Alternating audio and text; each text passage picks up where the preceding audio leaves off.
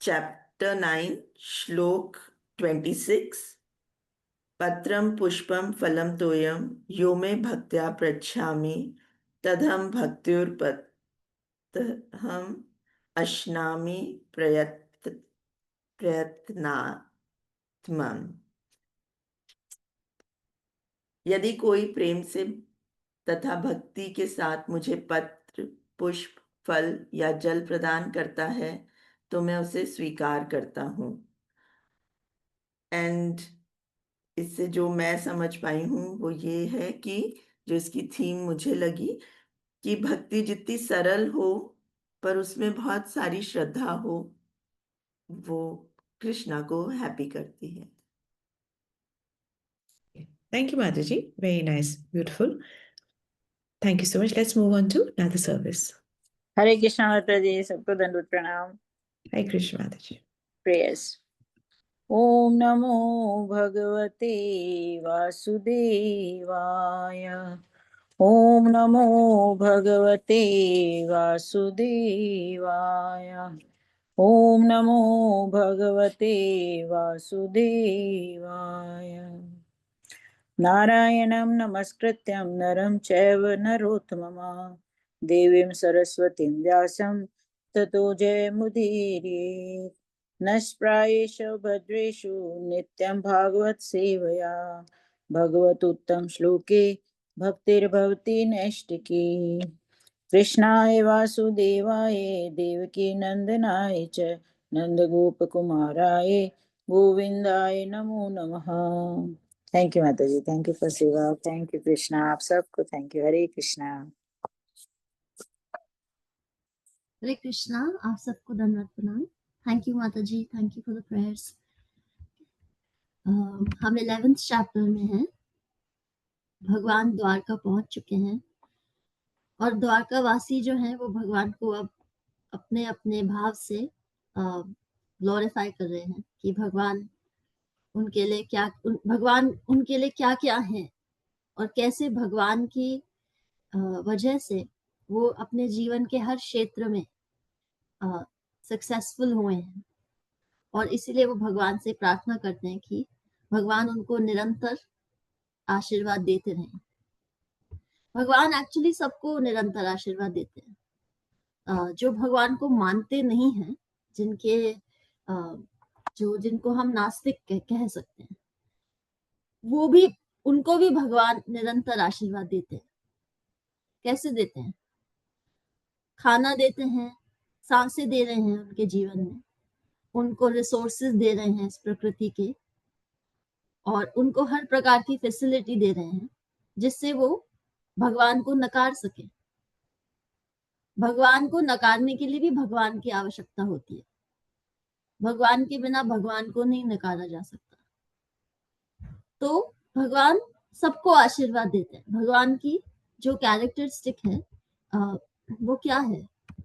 वो जब हम विष्णु भगवान की कोई मूर्ति देखते हैं या कोई चित्र देखते हैं तो भगवान अनंत शेष पे विश्राम कर रहे हैं। और आप सोचिए, आपको कोई कहे कि आप एक सांप की शैया पे जाके लेट जाइए, तो आप क्या लेट पाएंगे? नहीं। हम में से आधे जने तो सांप देख के ही भाग जाएंगे, सांप का नाम सुन के ही भाग जाएंगे। भगवान जो है उनके लिए क्या क्या कहा जाता है? शांताकारम। शांताकारम भुजग शयनम पद्मनाभम सुरेशम। शांताकारम, बहुत पीसफुल है, हमेशा पीसफुल रहते हैं। वो कभी एजिटेट नहीं होते, कभी ऐसे गुस्सा नहीं करते, या कोई परिस्थिति खराब हो जाती है तो चिढ़ने नहीं लग जाते। तो जो उनको नकारते हैं उनके प्रति भी वो शांताकारम भुजग शयनम, अपने जो सांपों की शैया है उस पे लेटे हुए हैं, शयन भुजग शयनम पद्मनाभम सुरेशम, सब देवताओं के सुरेशम, उनके भी राजा हैं। तो भगवान जो है वो सबको आशीर्वाद देना चाहते हैं, वो किसी को नकारते नहीं। और इसीलिए जब द्वारकावासी के पास भगवान आए हैं तो भगवान वो उनसे यही कह रहे हैं। ऐसा नहीं है कि वो उनको नहीं कहेंगे तो भगवान उनको आशीर्वाद नहीं देंगे। लेकिन भक्त की ये टेंडेंसी होती है, क्योंकि उसको हमेशा लगता है कि मैं भगवान के लिए जितना करूं उतना कम है, क्योंकि वो मेरे लिए जो कर रहे हैं, उन्होंने मेरे को जो परिस्थितियां दी हैं, उन्होंने मेरे को जो मुश्किल परिस्थितियों में अनेक अनेक तरीकों से आश्वासन दिया है, तसल्ली दी है, उसका मैं कभी मैं उनको रिटर्न नहीं दे सकता कभी भी। तो मैं उनसे एक ही तरह से रिटर्न दे सकता हूँ, उनके और शरणागत होके। आपको जो भी भगवान ने आपको फैसिलिटीज दी हैं और गिफ्ट्स दिए हैं लाइफ में, या एबिलिटीज दी हैं, क्या आप कभी भी उनके लिए इतने थैंक्स बोल सकते हो कि वो इनफ हो? कभी भी नहीं, पॉसिबल ही नहीं। तो भगवान को हम और थैंक्स कैसे दे सकते हैं? उन पे और विश्वास करके, उनके और शरणागत होके। भगवान का नाम भक्तवत्सल क्यों है? क्योंकि जो गाय है, उसका जो बछड़ा होता है उसको वत्स कहते हैं। तो गाय जो है उसको गौ माता भी कहते हैं। तो मदर्स में जो सबसे परफेक्ट मदर मानी गई है वो गाय है। तो जैसे गाय को अपने बछड़े से बहुत प्रेम होता है, और एक पूरी अगर फील्ड हो जहाँ पे बहुत सारे बछड़े हों, तो भी गाय अपने बछड़े को पहचान लेती है। तो गाय इतनी परफेक्ट मदर मानी गई है। भगवान का जो प्रेम है अपने भक्तों के लिए वो बिल्कुल वैसा है। परिस्थिति कैसी भी हो, आपके अंदर कितना ही भय हो, संशय हो, लेकिन उनका जो प्यार है आपके लिए, हमें कई बार लगता है बहुत भीड़ है भक्तों की, हमारी प्रार्थना सुनी भी जा रही है, स्वीकार की भी जा रही है कि नहीं? बिल्कुल की जा रही है। जैसे भक्त वत्सल है वो क्यों है? कितनी भी भीड़ हो, उनको पता है कि आपकी क्या जरूरत है किस समय, और वो उसी समय आपको हेल्प करना चाह रहे हैं। अगर आप उनको याद कर पा रहे हो, दैट मीन्स क्या है कि वो आपको हेल्प कर रहे हैं। कई बार जब हमें इमीडिएट हेल्प नहीं मिलती तो हम सोचते हैं हमें हेल्प नहीं मिल रही, हमारी प्रार्थना स्वीकार नहीं हो रही। पर एक सिंपल सा फैक्ट है, अगर आप उनको याद कर पा रहे हो, इसका मतलब क्या है? उनकी कृपा है तो याद कर पा रहे हो। माँ सीता जब लंका में थी और हनुमान जी वहां पहुंचे, तो सीता मैया ने भी यही कहा था कि मैं उनको याद कर पा रही हूँ। इसका मतलब क्या है? कि वो मेरे साथ हैं। हम अलग हैं और बहुत समय निकल गया है और मुझे नहीं पता वो मुझे कब लेने आएंगे, पर क्योंकि मैं उनको याद कर पा रही हूँ, उस याद से ही मैं जिंदा हूँ। वो याद ही मुझे बल दे रही है इंतजार करने का कि वो आएंगे और मैं उनको दोबारा देख पाऊंगी। तो भगवान को थैंक्स करने का फर्स्ट तरीका क्या है? थैंक यू बोलना। और सेकंड तरीका क्या है? ये रियलाइज करना कि कितने भी थैंक्स बोल दो उतने कम है। और थर्ड और फाइनल क्या है? इतना विश्वास दिखाना, स्पेशली उस परिस्थिति में जब आपका विश्वास कम हो रहा हो, कि भगवान के पास ऑप्शन ही नहीं रह जाए उसके बाद आपको हेल्प करने का। उसको लगे कि उनको ये लगने लग जाए कि मैं शांताकारम हूं, मेरा भक्त भी शांताकारम हूं, जो शांति मेरे को है वो मैं उसको भी दूं। इतना दृढ़ विश्वास हो। तो द्वारकावासी उनको थैंक्स क्यों बोल रहे हैं? वो तो उनके किंगडम में रहते हैं, उनकी नगरी में रहते हैं, क्योंकि उनके पास इनफ थैंक्स नहीं है देने के लिए। वो जितने दे दे उतने कम है। तो वो अपना विश्वास जाहिर कर रहे हैं उनको कि भगवान आप हमें अपनी ब्लेसिंग्स हमेशा देते रहो। आप हमारी माँ हो, हमारे पिता हो, हमारे शुभ चिंतक हो, हमारे गुरु हो, हमारे भगवान हो, हमारे राजा हो। तो हम आपको और थैंक्स देना चाहते हैं, इसीलिए आप हमें और ब्लेसिंग्स देते जाओ। ये बहुत अच्छी स्ट्रैटेजी है भगवान के साथ रिलेशनशिप को बिल्ड करने की और स्ट्रॉन्ग करने की। आप किसी से बहुत अच्छी फ्रेंडशिप करना चाहते हो, तो आप उससे बारी बारी मिलते हो, उससे कोई लेन देन करते हो, उसको खाने पे बुलाते हो, या उसके लिए कुछ ना कुछ करते रहते हो, क्योंकि आपको उसमें अपना कोई फायदा नजर आ रहा है। भगवान के साथ फ्रेंडशिप में क्या है? आपको ज्यादा करने की जरूरत नहीं है। जैसे आज रितु माता जी क्या कह रही थी, भक्ति सिंप्लीफाइड होनी चाहिए पर श्रद्धा के साथ होनी चाहिए। तो जब सिंप्लीफाइड इंटेंशन होती है, जब हमारा भाव सिंप्लीफाइड होता है और श्रद्धा बहुत अच्छी होती है, संपूर्ण श्रद्धा होती है भगवान पे, तो हमें भी भगवान की प्रेजेंस वैसे फील होने लग जाती है कि वो हमारे माता हैं, हमारे पिता हैं, हमारे शुभ चिंतक हैं, हमारे भगवान हैं, हमारे गुरु हैं, हमारे मित्र हैं, वो सब कुछ है हमारे। और अल्टीमेट सिचुएशन क्या है, वो हमारे सब कुछ है और हम भी उनके सब कुछ है। वो हमारे बिना भी नहीं रह सकते, हम भी उनके बिना नहीं रह सकते, क्योंकि कोई भी रिलेशनशिप तभी चलती है जब वो 2 वे स्ट्रीट हो, दोनों तरफ से हो। एक तरफ से होगी तो रिलेशनशिप ज्यादा दिन नहीं चलेगी। तो इसलिए भगवान के साथ हमें रिलेशनशिप बनानी है, उनके ऊपर पूरी तरह से निर्भर होना है, इतना निर्भर होना है कि हमारे अंदर प्रेम जागृत हो। और जब वो प्रेम बहुत जागृत हो जाता है, तब हमें ये समझ में आने लग जाता है कि भगवान भी हमारे ऊपर निर्भर है, सिर्फ हम उनके ऊपर निर्भर नहीं है। उनके मन को प्रसन्नता देने के लिए वो हमारे ऊपर निर्भर है। उनको भी एक मित्र चाहिए, उनको भी कोई भक्त चाहिए जो उनसे बहुत क्लोज हो। तो ये रिलेशनशिप हमें ग्रो करनी है और ये हर सीजन में ग्रो होती है। ऐसा नहीं है जैसे प्लांट्स के साथ होता है कि समर सीजन में आ जाते हैं फिर विंटर सीजन में चले जाते हैं। नहीं, ये रिलेशनशिप हर सीजन के लिए है, लाइफ के हर सीजन के लिए है। जब आपके पास आपकी लाइफ में बहुत अबंडेंस है तब भी, और जब आपकी लाइफ में बहुत कंफ्यूजन है तब भी। ये रिलेशनशिप हर सीजन के लिए है, हर दिन के लिए है, हर घंटे के लिए है और हर क्षण के लिए है। ये आपकी प्राइमरी रिलेशनशिप है। भगवान आपके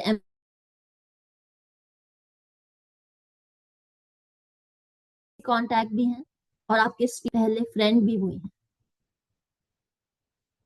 इतनी हमें डीप रिलेशनशिप बनानी है, इतना हमें निर्भर होना चाहिए उनके ऊपर। परिस्थितियां आपको बोलेंगी नहीं नहीं नहीं नहीं, उसको भगवान से कर लेना बाद में बात, अभी अभी आप उसको करो, ये करो, वो करो, ऐसे करो, वैसे करो। पहला फोन किसको करेंगे आप? किसको करेंगे आप फोन? जो सबसे नजदीक हो। सबसे नजदीक कौन है? भगवान। जैसे भगवान। आपके हृदय में बैठे हैं, आप ही के अंदर हैं, तो सबसे नजदीक तो वही है। आप अगर इस संशय में आ जाओ कि वो मेरे अंदर है, मुझे दिखाई नहीं दे रहे, तो नजदीक नहीं है, तो फिर अभी हमें बहुत प्रयास करना जरूरी है भक्ति पथ पे। जस्ट बिकॉज वो दिखाई नहीं दे रहे इसका मतलब वो है नहीं, ऐसा नहीं। आपको अगर देखने ही है, आप अपने मंदिर में जाके बैठ जाइए, आपको दिख जाएंगे, वहीं बैठे हैं, और कह दीजिए जो कहना है। कुछ छुपाइए नहीं, छुपाओगे किससे आप? वो तो अंदर भी बैठे हैं। जहां पे आपके विचार ओरिजिनेट होते हैं वहां बैठे हैं वो। आपसे पहले वो आपके विचार सुन लेते हैं। आपको सच में लगता है आप उनसे कुछ छुपाओगे? नहीं, वो आपको उतनी शांति देना चाह रहे हैं जितनी आप चाह रहे हो उनसे। संशय को हटाओ अपने जीवन में से, क्योंकि भगवान भगवद गीता में क्या कहते हैं कि जो भक्ति योग में पूरी तरह से आता भी नहीं है और थोड़ा थोड़ा जैसे कहते हैं ना बाउंड्री पे है, इधर भी है एक पैर उधर भी है, वो ना इस जन्म में खुश रहता है ना अगले जन्म में खुश रहता है। क्योंकि वो वही वाली बात है, आप 2 नावों में सवार हो जाओगे तो आप कहाँ पहुंचोगे? कहीं भी नहीं। आप अपनी कंफ्यूजन का सोर्स खुद ही बन जाओगे। तो आश्रित होना मुश्किल है क्योंकि उसमें विश्वास लगता है, लेकिन कृष्ण के आश्रित होने में विश्वास से ज्यादा आपको वो सहायक बनते हैं आपके विश्वास को बढ़ाने में। दुनिया आपका विश्वास तोड़ सकती है, कृष्ण आपका विश्वास कभी तोड़ेंगे नहीं। उनकी एक ही वीकनेस है एक्चुअली, उनकी एक ही वीकनेस है भगवान की, वो विश्वास नहीं तोड़ सकते आपका। उनको जब ये पता चल जाएगा ना कि आप उनके ऊपर आश्रित हो, फिर वो आपको छोड़ेंगे नहीं, कभी भी नहीं छोड़ेंगे। आप आश्रित होने का प्रयास करो। आप रोज अच्छा खाना खाते हो, अपनी रिस्पॉन्सिबिलिटीज पूरी करते हो, एक और उसमें लिस्ट ऐड कर लो, लिस्ट में एक एक्सरसाइज और ऐड कर लो। आज आश्रित होने के लिए मैंने क्या किया? क्या मैंने 1 मिनट उनसे फोन पे बात करी? क्या मैंने उन्हें अपने मन के विचार प्रकट किए उनके आगे? क्या मैं जो लंबा सा अपने अंदर, मेरे अंदर जो बहुत एंजाइटी चल रही थी, बहुत टेंशन चल रही थी, वो मैंने किसके आगे जाके निकाली? आपके पास चॉइस होती है, हर पल चॉइस होती है, आपको किससे जाके ये बात करनी है। द्वारकावासी उनसे ही बात कर रहे हैं, वो एक दूसरे को नहीं कह रहे कि तुमने मेरे लिए ऐसे किया था, तुमने मेरे लिए ऐसे किया था। वो भगवान से बात कर रहे हैं, सीधे सीधे बात कर रहे हैं, बिना किसी संशय के बात कर रहे हैं। सो हम 8th वर्स पढ़ेंगे। अहो सनाथा भवता स्मयद वयम त्रैविष्टपानम अपि दुरादर्शनम प्रेमास्मिता स्निग्ध निरीक्षणानम पश्येम रूपम तव सर्व सौभागम। हिंदी अहो, ट्रांसलेशन। ये तो हमारा सौभाग्य है कि आज पुनः आपकी उपस्थिति से हम आपके संरक्षण में आ गए, क्योंकि आप स्वर्ग के निवासियों के यहाँ भी कभी कभी जाते हैं। आपके स्मित मुख में को देख पाना हमारे लिए अब संभव हो सका है, जो स्निग्ध चितवन से पूर्ण है। अब हम आपके सर्व सौभाग्यशाली दिव्य रूप का दर्शन कर सकते हैं। थैंक यू माता जी। तो द्वारकावासी उनसे कह रहे हैं कि ये हमारा सौभाग्य है कि आप वापस आए हो और अपनी प्रेजेंस में हम आपको, आपकी प्रेजेंस में हम आपको देख पा रहे हैं। आप जो इंद्रलोक है वहां भी बहुत बहुत कभी कभी जाते हो आप, लेकिन हम आपको देख पा रहे हैं। और आपका जो जैसे हमने उस दिन बात करी थी कि भगवान का जो फेस है वो कैसा है? प्रसन्नम, प्रसन्नम वदनम। वो हमेशा प्रसन्न मुद्रा में रहते हैं, शांताकारम। उनको कभी कोई चीज एग्रवेट नहीं करती, कोई भी चीज उनको इरिटेट नहीं करती। प्रसन्नम वदनम ध्यायेत, उनकी जो फेस है हमेशा प्रसन्न मुद्रा में है। शांताकारम भुजगशयनम। तो जब द्वारकावासी उनको देख रहे हैं तो भगवान उनकी तरफ स्माइल कर रहे हैं, जैसे कि उनकी एक नेचर है, जैसे कि वो हैं ओरिजिनली, और उनको बहुत प्रीति से देख रहे हैं, जैसे भक्त उनको देख रहे हैं। और भक्त भी खुश हो रहे हैं कि हमने आपको देखा है, इतने समय बाद देखा है, जब आप युद्ध से आए हो। जो इंद्रलोक के वासी हैं, जो देवी देवता हैं, वो आपको कभी कभार देख पाते हैं। जब हिरण्यकशिपु वाला जो चरित्र आता है, और तब ब्रह्मा जी के साथ देवता लोग जाते हैं भगवान के पास उनकी हेल्प मांगने के लिए, तो उनको वेट करनी पड़ती है भगवान से बात करने के लिए। उनको बहुत तपस्या करनी पड़ती है, बहुत दिनों तक। उसके बाद उनको भगवान उनसे वार्तालाप करते हैं। लेकिन अपने भक्तों के सामने भगवान एज इट इज, यथा रूप में भगवान उनके सामने खड़े हैं, उनसे आदान प्रदान कर रहे हैं, उनसे प्यार से बात कर रहे हैं, उनको प्यार से देख रहे हैं।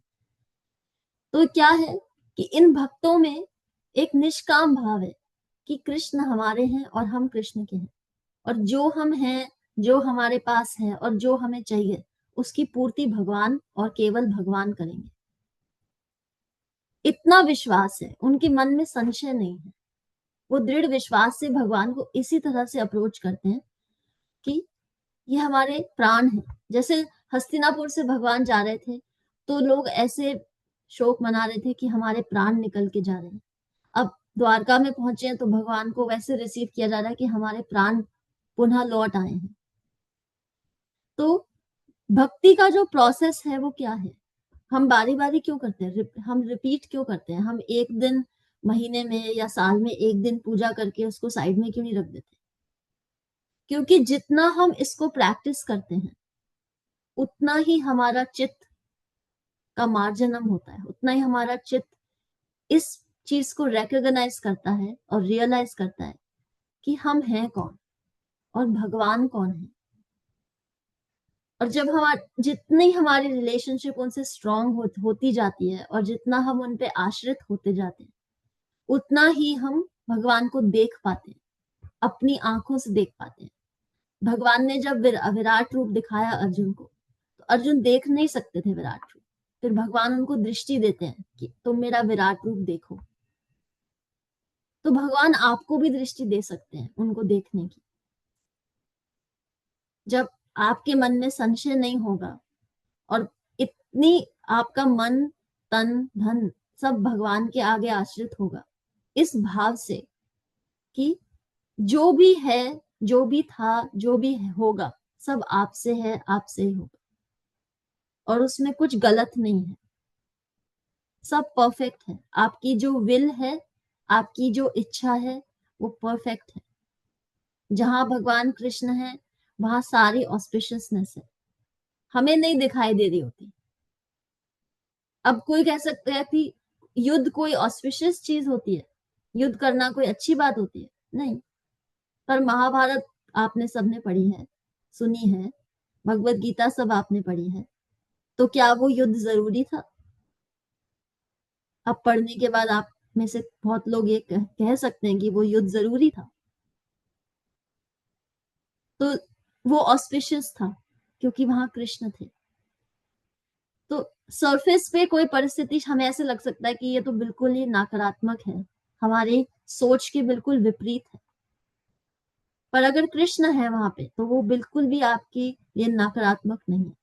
उस क्षण आपको नकारात्मक लग सकती है, लेकिन लॉन्ग टर्म में वो सबसे सकारात्मक चीज है, क्योंकि उसमें कृष्ण भगवान है। तो भगवान को देखने के लिए भगवान दृष्टि आपको देना चाहते हैं। वो हमारे भाव के ऊपर है कि हम दृष्टि पा सकते हैं कि नहीं। 9th वर्स, यर्या अंबुजक्षा पसासरा भो भवान कुरुन मधुन वाथा सुरत दिदृक्षया तत्राब्द कोटि प्रतिमः क्षणो भवेत् रविम विनाक्ष्णोर इवानस तव अच्युत। हे कमल नयन भगवान, आप जब भी अपने मित्रों और संबंधियों से भेंट करने मथुरा, वृंदावन या हस्तिनापुर चले जाते हैं, तब आपकी अनुपस्थिति में प्रत्येक क्षण हमें करोड़ों वर्षों के समान प्रतीत होता है। हे अच्युत, उस समय हमारी आंखें इस प्रकार व्यर्थ हो जाती हैं मानो सूर्य से बिछुड़ गई हों। थैंक यू माता जी। तो यहाँ पे कहा जा रहा है कि भगवान से जो द्वारकावासी हैं वो कह रहे हैं, पहले तो उनको कमल नयन कह रहे हैं, उनकी डिस्क्रिप्शन दे रहे हैं, उनको देख रहे हैं तो उनको डिस्क्राइब कर रहे हैं कि जब आप मथुरा, वृंदावन या हस्तिनापुर चले जाते हैं अपने सगे संबंधियों के साथ, तो आपका जो आपसे एक एक पल हमें दूर रहना, ऐसा लगता है पता नहीं कितने करोड़ साल वहां से निकल रहे हैं। एक एक क्षण हमारे लिए इतना मुश्किल हो जाता है। और फिर वो क्या कह रहे हैं? अच्युता, भगवान का नाम है अच्युता, कि उस समय हमें ऐसा लगता है कि हमारे जो नेत्र हैं उनका कोई यूज नहीं है। जैसे अगर सूर्य अपनी किरणें नहीं चमकाता तो हम कुछ देख नहीं सकते, इसलिए रात के समय हम हमारी दृष्टि जो है कम हो जाती है, हम अपने आप को भी नहीं देख सकते। तो उसी प्रकार जब भगवान नहीं होते तब हम अपने आप को भी नहीं जान सकते। इस दुनिया को जानना तो दूर की बात है, प्रकृति क्या है, माया क्या है, कर्म क्या है, काल क्या है, ये सब जानना तो बहुत ही मुश्किल है अगर हम भगवान को नहीं जानते।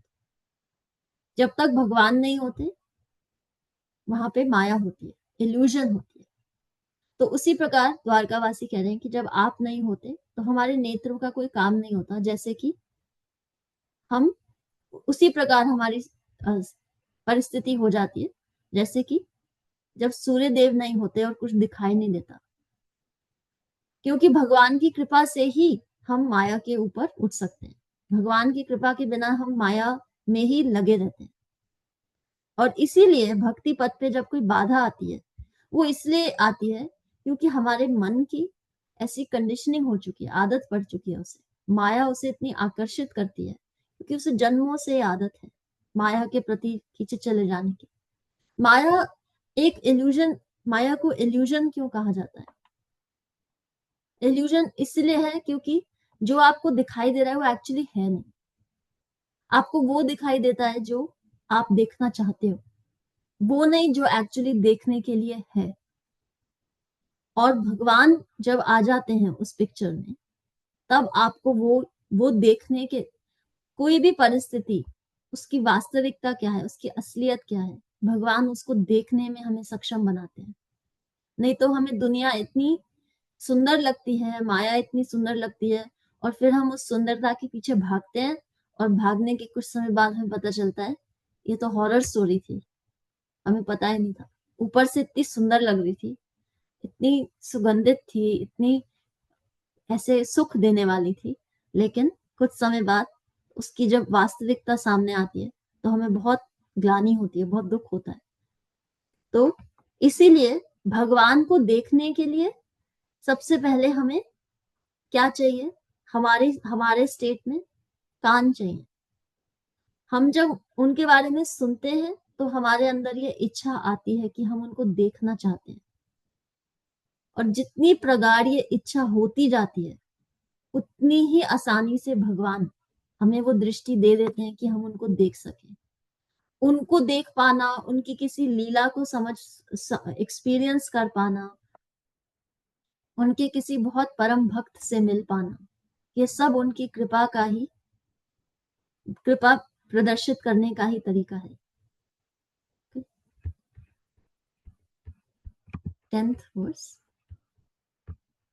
कथम वयम नाथ चिरोषिते त्वयि प्रसन्न दृष्ट्या तापशोषणम जीवेम ते सुंदरा हासशोभितम अपश्यमाना वदनम मनोहरम इति चोदीरिता वाचा प्रजानां भक्तवत्सलः शृण्वनो अनुग्रहं दृष्ट्या वितन्वन् प्राविशत्पुरम्। हे स्वामी, यदि आप सारे समय बाहर रहते हैं तो हम आपके उस मनोहर मुखमंडल को नहीं देख पाते, जिसकी मुस्कान हमारे सारे कष्टों को दूर कर देती है। भला हम आपके बिना कैसे रह सकते हैं?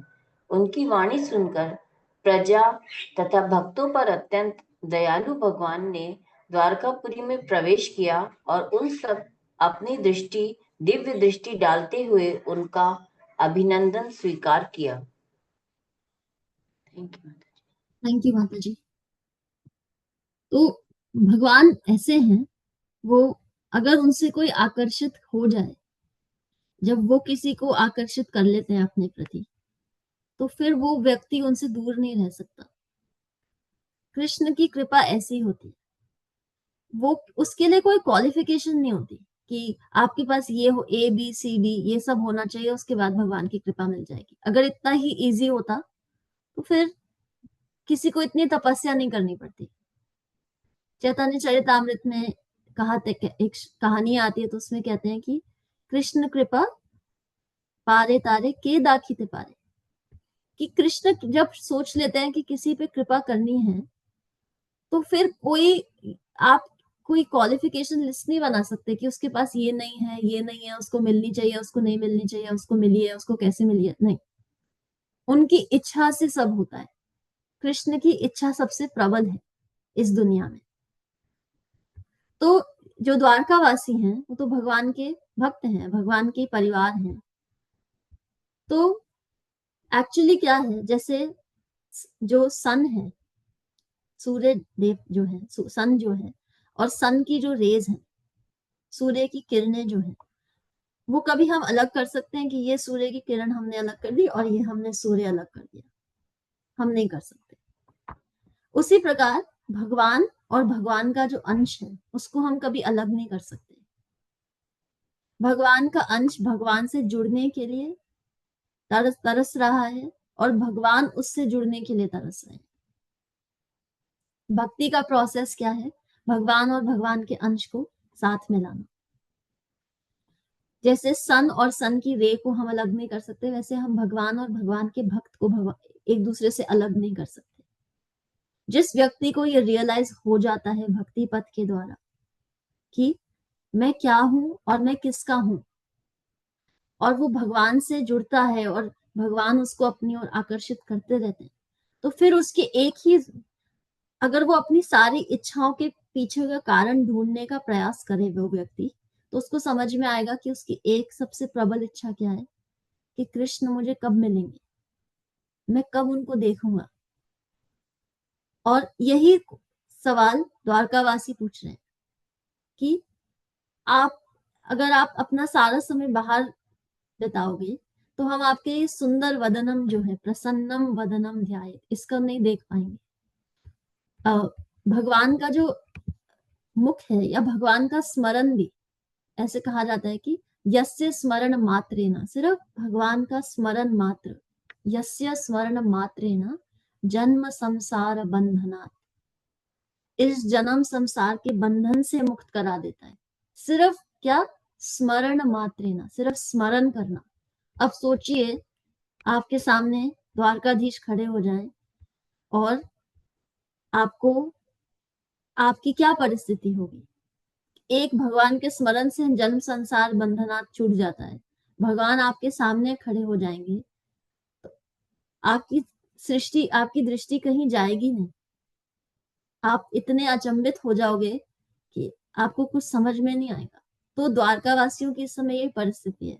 वो इतने सुंदर वदनम को देख रहे हैं और उनसे कह रहे हैं कि अगर आप सारा समय बाहर बिताओगे तो हम कैसे जिंदा रहेंगे। आप वो वाली बात कर रहे हो कि सूर्य और सूर्य की किरण अलग, हमारी वो वाली परिस्थिति है। और भगवान ये सब उनकी बात सुन रहे हैं, अभिनंदन कर रहे हैं उनका, और द्वारका में आप घुस रहे हैं। और सब जो लोग उनसे मिलने आए हैं उन सब के प्रति अपने, उनकी जो सबको आशीर्वाद देते हुए वो द्वारका में अब अंदर जा रहे हैं। 11th वर्स, मधु भोजा दशरहारहा कुकुरंधका वृष्णिभि आत्मतुल्य बलेर गुप्ताम नगेर भोगवतिम इवा। जिस प्रकार नागलोक की राजधानी भोगवती नागों के द्वारा रक्षित है, उसी तरह द्वारका की रक्षा भगवान श्री कृष्ण के समान बलवान वृष्णि के वंशजों भोज, मधु, दर्शा, अहर, कुकुर, अंधक इत्यादि द्वारा की जाती थी। थैंक यू माता जी। तो यहाँ पे एक एग्जाम्पल दिया जा रहा है कि जब जो भगवान की द्वारका नगरी है, जो वृष्णि परिवार में लोग थे, वो जो भगवान की जो लीला में लोग आते हैं वो भगवान जितने ही पावरफुल होते हैं, एक्चुअली वो भगवान की ही एक एक्सपेंशन होते हैं।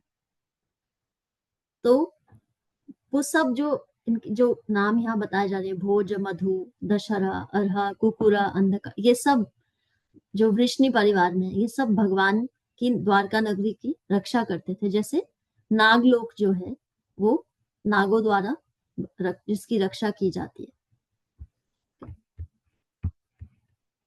12th वर्स, सर्वर्तु सर्वविभवा पुण्य वृक्षा लताश्रमे उद्यानोपवनारमेर वृता पद्माकर श्रियम। द्वारकापुरी समस्त ऋतुओं के ऐश्वर्य से पूर्ण थी। उसमें सर्वत्र आश्रम, उद्यान, पुष्पोद्यान, बगीचा तथा कमलों से परिपूर्ण जलाशय थे। थैंक यू माता जी। तो द्वारका की डिस्क्रिप्शन आ रही है कि भगवान वहां आए हैं। तो द्वारका को देख कैसे लग रहा था कि जितनी भी ऋतुएं होती हैं उन सब की जो सबसे पीक होती है, वो सबका इफेक्ट वहां पे फील हो रहा था। बहुत सारे फूल, बहुत सारे ऐसे उद्यान थे जहाँ पे बहुत सारे फूल थे, बहुत सारे गार्डन्स थे। तो यहाँ पे क्या कहा जा रहा है कि जब इंसान और प्रकृति एक दूसरे के साथ सपोर्ट में रहते हैं तो इंसान उस प्रकृति के जो फल हैं, गिफ्ट्स जो हैं, उसको प्रॉपरली यूज कर पाता है। उस समय अब जैसे हम मॉडर्न डे किसी सिटी की बात करते हैं तो हम बात करते हैं वहां कितनी फैक्ट्रीज हैं, कितने मॉल्स हैं, कितने मिल हैं, कितनी प्रोग्रेस हो गई है बड़ी बड़ी बिल्डिंग से। जब हम द्वारका की बात कर रहे हैं तो हमें ऐसा कुछ भी डिस्क्रिप्शन में नजर नहीं आ रहा। हमें लगता है जो सिविलाइजेशन है, जो प्रोग्रेस है, वो मॉडर्नाइजेशन से हम उसको उसको नाप सकते हैं कि जितना मॉडर्न कोई सिटी है या जितनी मॉडर्न है उतनी प्रोग्रेस उस सिटी ने करी है। पर एक्चुअली वो मॉडर्ननेस का साइन नहीं है, वो कॉपी कैट बनने का साइन है कि एक बड़े शहर ने ऐसा बड़े बड़े मॉल्स बना दिए, बड़ी बड़ी बिल्डिंग्स बना दी, अब हम भी बना लेते हैं ताकि हमें भी ऐसे लगे कि हमने भी प्रोग्रेस करी है। इस प्रोसेस में हम क्या करते हैं, हम प्रकृति का दोहन करते हैं। जब हम बड़ी बड़ी बिल्डिंग्स बनाते हैं, पेड़ों को काटते हैं, प्रकृति को नुकसान पहुंचाते हैं, तब हम प्रकृति का दोहन करते हैं। जब हम द्वारका की, अब हमें क्या मिलेगा जान के कि द्वारका की डिस्क्रिप्शन क्या है? हम कोई अभी द्वारका में मतलब टहल थोड़ी रहे हैं कि, या हमें क्या पता द्वारका अब कैसी है और पहले कैसी थी। वो इसीलिए बताया जा रहा है कि जो सारा धाम है द्वारका का, वो नेचुरल जो रिसोर्सेज हैं, नेचर के जो नेचुरल रिसोर्सेज हैं, नेचर ने जो गिफ्ट्स दिए हैं, फ्रूट्स, फ्लावर्स, गार्डन्स, ऑर्चर्ड्स, ये सब जो दिया है, वो सब वहां पे प्रॉस्परस किंगडम है वो एक, क्योंकि वहां प्रकृति का दोहन नहीं हो रहा। अब हम फैक्ट्रीज बना लेते हैं, फिर बहुत सारे लोग घर नहीं खरीद पाते क्योंकि प्रॉपर्टी के प्राइसेस बढ़ जाते हैं। तो बहुत सारे लोग जो गरीब होते हैं, जो घर नहीं अफोर्ड कर सकते, वो छोटे छोटे पक्के कच्चे मकानों बना बना के रहते हैं। उन लोगों को उनकी जो प्रगति होती है जीवन में, वो बहुत पीछे रह जाते हैं। तो हमारी प्रोग्रेस का क्या साइन है कि केवल कुछ जने हैं, कुछ लोग हैं जो प्रगति कर पाते हैं और कुछ लोग पीछे रह जाते हैं। फैक्ट्रीज को डेवलप करना एक तरह से उग्र कर्म माना जाता है। उग्र कर्म मतलब कि आपकी नेचर के विपरीत माना जाता है, क्योंकि उस समय फिर हम क्या प्रकृति को क्या मैसेज देते हैं, हम आपसे ऊपर हैं, हम बता सकते हैं कि प्रकृति के साथ क्या हो सकता है।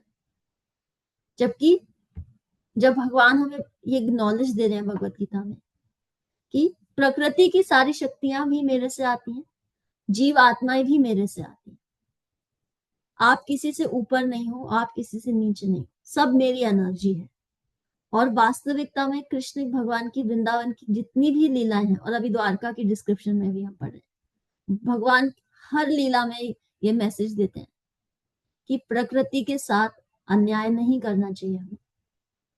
प्रकृति के साथ जब हम कॉपरेशन में रहते हैं तो प्रकृति भी सेटिस्फाइड रहती है और हम भी सेटिस्फाइड रहते हैं।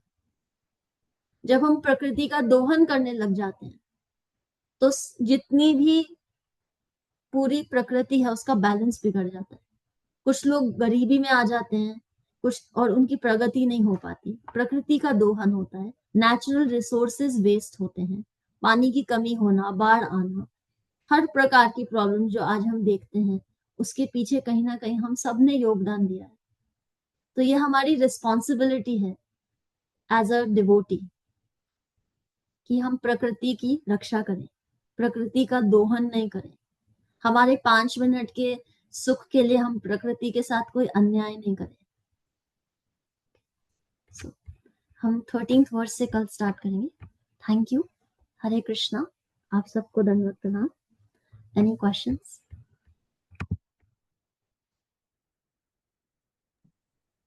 हरे कृष्ण माता जी। हरे कृष्ण। मेरा एक क्वेश्चन था, लेकिन श्रीमद् भगवत गीता का था, तो मैं पूछ सकती हूँ? जी। ये अध्याय 2 है और इसका श्लोक है 64। ओके रागद्वेषा विमुक्तेस्तु। ओके। इसका मीनिंग उन्होंने लिखा है कि किंतु समस्त राग तथा द्वेष से मुक्त एवं अपने इंद्रियों को संयम द्वारा वश में करने में समर्थ व्यक्ति भगवान की पूर्ण कृपा प्राप्त कर सकता है। तो इसके तात्पर्य में एक सेंटेंस आया है कृष्ण की इच्छा होने पर भक्त सामान्यतया अवांछित कार्य भी कर सकता है, किंतु यदि कृष्ण की इच्छा नहीं है तो वह उस कार्य को भी नहीं करेगा जिसे वह सामान्य रूप से अपने लिए करता हो। तो इसमें मेरा क्वेश्चन ये था कि कृष्ण की इच्छा है या नहीं है, वो हम कैसे समझे?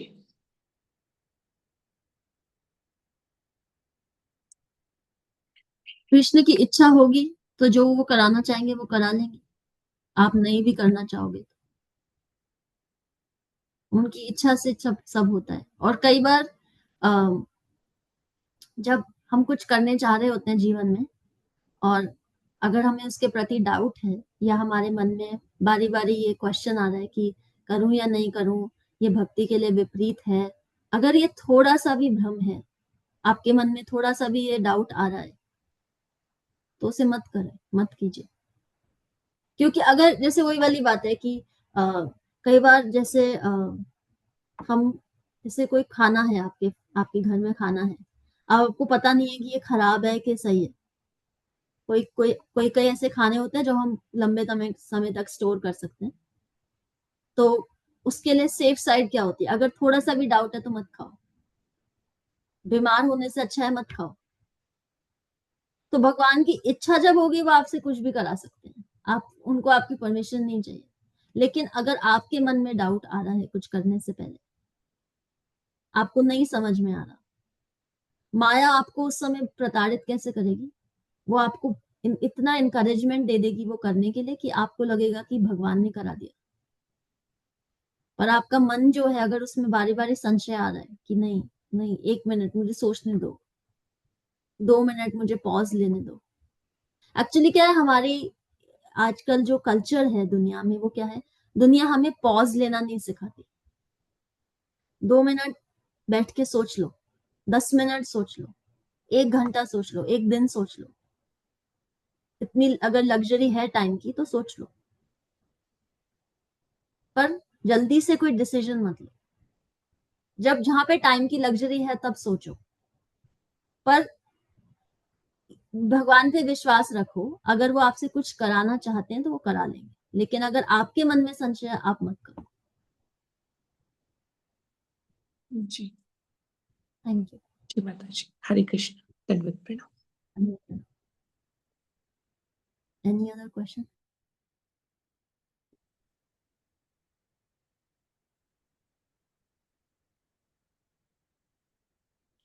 Thank you.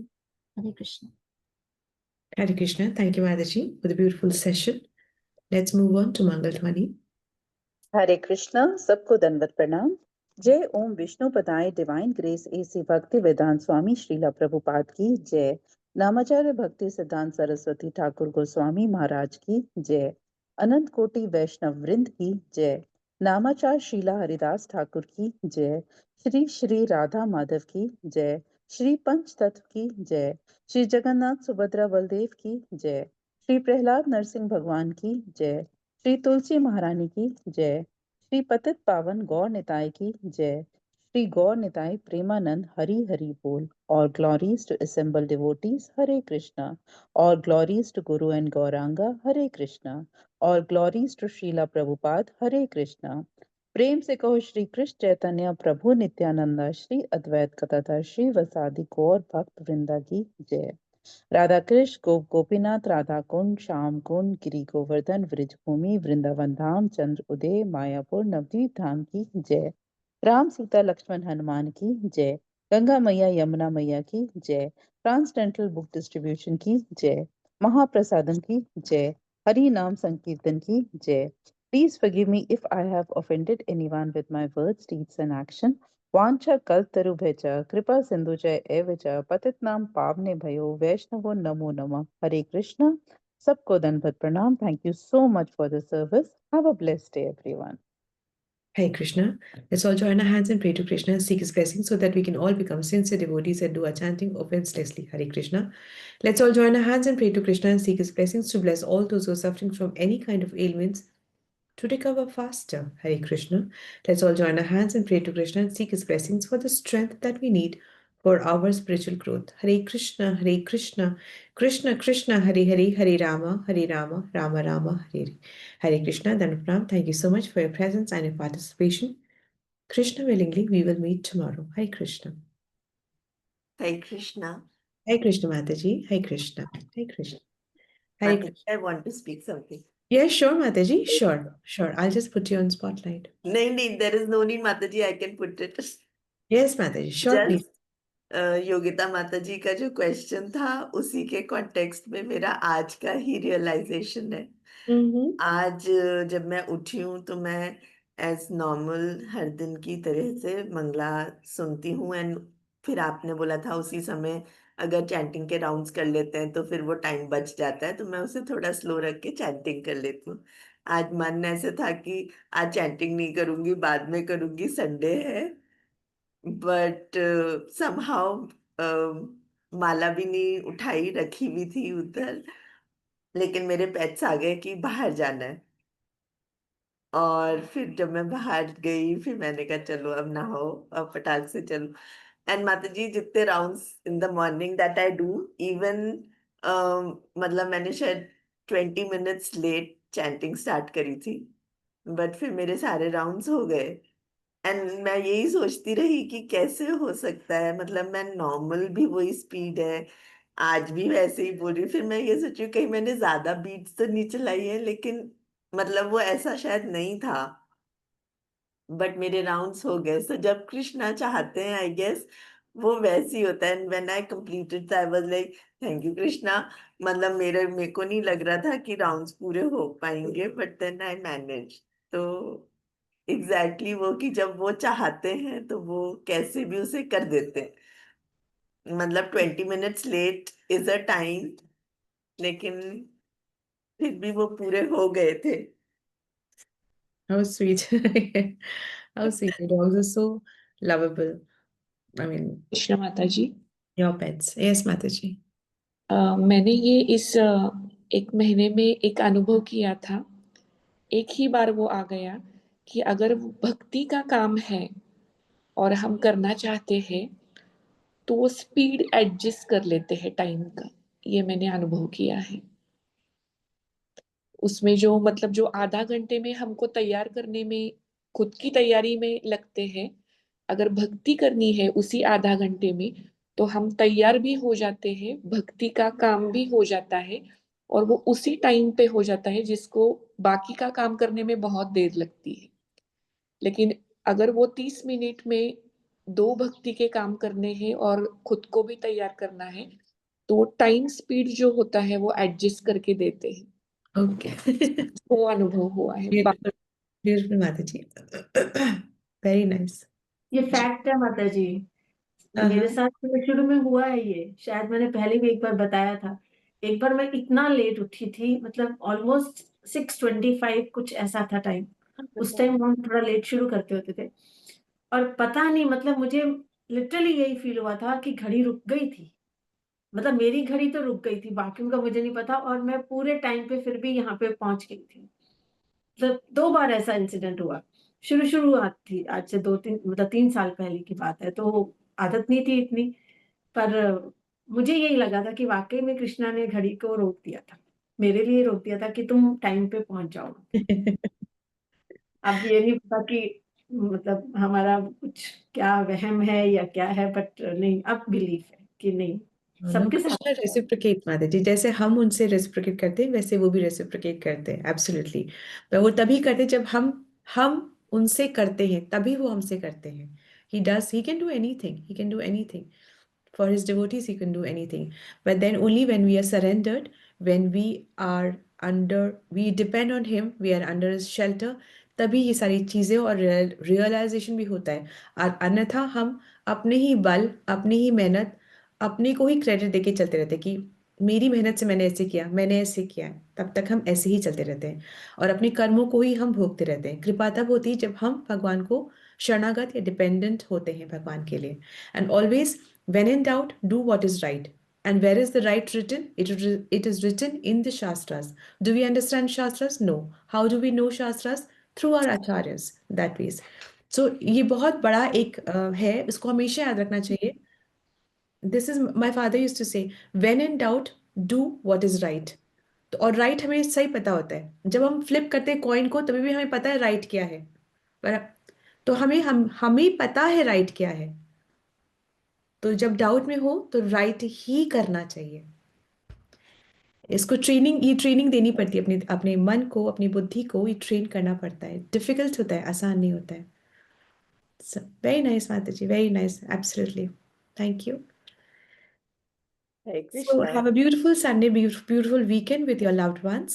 Always remember Krishna, never forget Krishna, and Krishna willingly, we will meet tomorrow. Hi Krishna. The coming sessions would be from Radha Mataji. I again have to travel. I will be attending, but the sessions will be through Radha Mataji. Hi Krishna Mataji. Hare Thank you. Krishna माता जी, धन्यवाद। Ram Mataji. Hare दंडवत Krishna. प्रणाम माता। हरे Krishna Krishna. Mataji, Pranam Pranam Pranam. Mataji. Thank you so much. Hare Krishna. Hare Krishna Mataji. हरे कृष्णा माता जी, धन्यवाद प्रणाम।